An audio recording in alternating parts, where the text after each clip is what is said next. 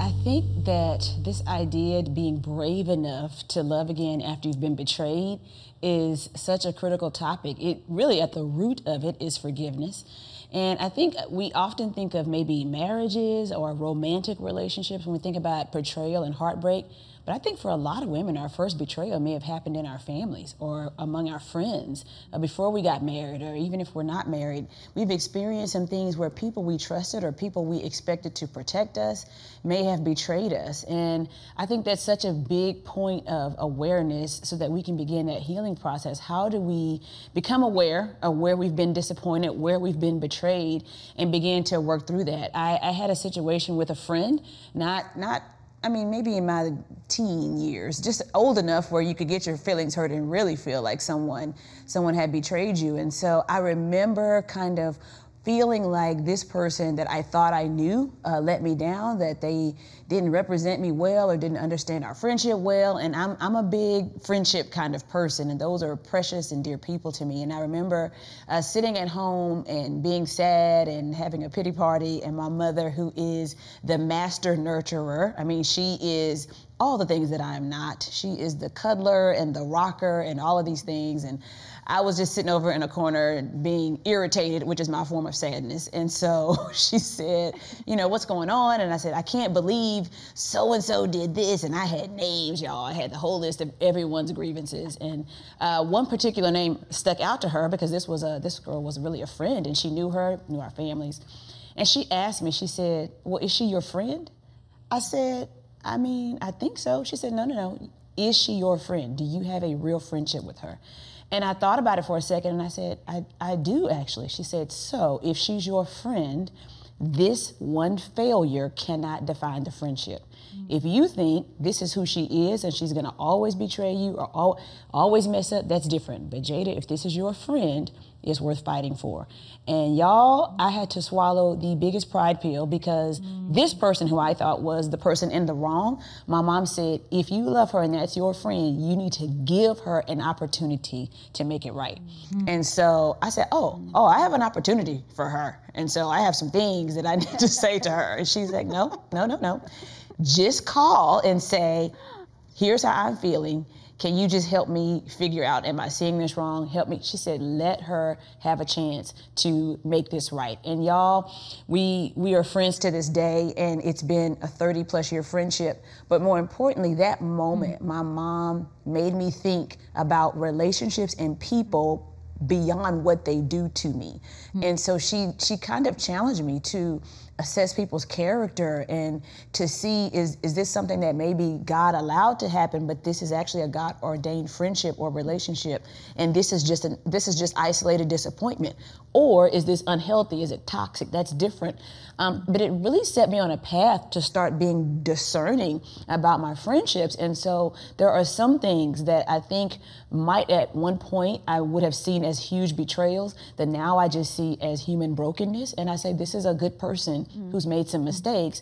God, how can we heal? And then there's other times where I might have been too forgiving, and God has given me wisdom to say, this is not wise and this is not healthy. And so for me, the biggest part about being brave in the middle of heartbreak or when I've been disappointed is perspective. Is this just some brokenness in a person that's good for you and God ordained for you? Or is this something unhealthy that you need to steer away from? And it's really helped me navigate those things, forgiving both, but forgiving and continuing relationship with some and forgiving and releasing some others. And so it's been that was such a pivotal moment for me. Being leaders in a church, we hear often many stories of people telling us that they've been betrayed or been let down by someone in ministry, someone in leadership, this idea of church hurt, and so we talk about that a lot. And sometimes I just ask them, well, who hurt you? And so, was it the church? Did an organization have a practice in place that was destructive? Or was it an individual in the church who hurt you? Yeah. Because just because people of God hurt you does not mean that God has hurt you. So there has to be this perspective, because I think it changes everything. And I having this awareness of what it can trigger and what it means for us, is so significant. Because when you think about, when you talk about the garden tomb, I was thinking about that, the whole passage in Gethsemane, the Garden of Gethsemane, where Jesus is asking for this cup to be removed, and he's in one of his most vulnerable places, and the people that were his inner circle, right, within the 12, the 3 were there, and they could not pray with him. He said, you can't keep watch with me? And the first time they failed, he didn't say, unfollow, unfriend, get out the garden. He said, let's try again. And still they failed, and again. And still they failed, and still, he still gave them calling and commission even after that. And so I think a huge part of knowing that we're not clinically forgiving, saying, oh, as a Christian, I'm going to release you. You no longer owe me, et cetera, et cetera. However, I'm withdrawing my emotional engagement. Okay, it's a clinical forgiveness.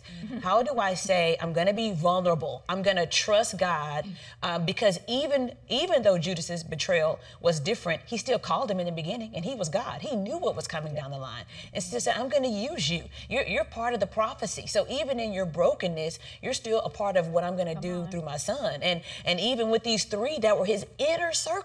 So when people in my church or people in my life argue against life groups and they don't want to be in community and tell their business, I'm like, come with me to the garden. Let me tell you about vulnerability, okay? People are going to disappoint you. They're going to disappoint you. You don't get in life group for perfection. You don't have friendships because you need people to be Jesus. You have Jesus. We do that because we sharpen each other. We learn from each other, even in our failures. And so I think for me, because I can be really good at clinical forgiveness, I can be really good at that academic approach to releasing someone. The challenge for me is always, am I going to re-engage emotionally? Am I going to trust you again? Am I going to be vulnerable again? Because I can be friendly and not vulnerable. And I can be, amicable and not vulnerable. And I can be polite and not open to you. And so that has always been the thing that very often no one else will know but God. And he'll say, wait, but you're holding back. And when you do that, here's the problem with that. You're self-protecting, Jada, and that's my job. So if you're going to protect yourself, then you've taken me out of the role of protector. Okay, so I need you to be vulnerable because then I can protect you. I can give you discernment. And even when they fail again, I can bring you through the healing. And so I don't know about anyone else here, but for me, that has been a huge gauge for me when it's not clinical and academic, but truly I'm choosing to re-engage emotionally. That's how I know that I'm decided to pursue through whatever betrayal has happened. Hi everybody, I hope you enjoyed this video. Subscribe today and you'll never miss a new upload. Thanks for being a part of our Better Together community.